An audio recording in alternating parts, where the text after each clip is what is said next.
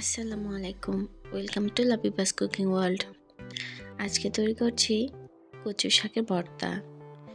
আমার পছন্দের লিস্টে এই কচু শাক ভর্তাটা অন্যতম। আশা করছি ভিডিওটি আপনাদের অনেক ভালো লাগবে।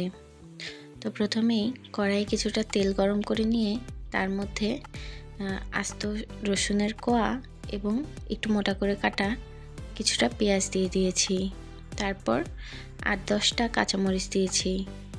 দিয়ে এটাকে একটুক্ষণ ভেজে নিয়ে আমি এখানে ফ্রোজেন কচু শাক দিয়েছি। চাইলে টাটকা কচু শাক থাকলে আপনারা সেটাও দিতে পারেন।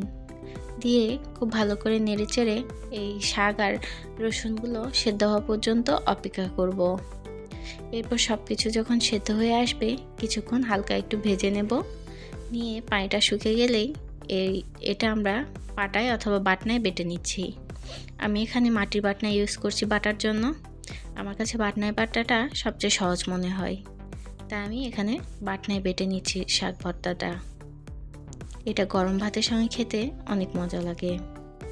আশা করছি আপনাদের ভিডিওটি ভালো লাগবে। যদি ভালো লেগে থাকে অবশ্যই আপনারাও বাসায় একটু এভাবে ট্রাই করে দেখবেন। ভর্তা বাটার শেষ পর্যায়ে আমি এখানে লবণ দিয়ে দিয়েছি পরিমাণ মতো। আপনারা টেস্ট অনুযায়ী লবণ দিয়ে নেবেন। লবণটা যখন আমরা কচু শাকটা ভাজি সেই পর্যায়ে দিলেও চলতো, কিন্তু আমার মনে ছিল না, তাই আমি ভর্তা বাটার শেষে লবণ দিয়ে দিয়েছিলাম।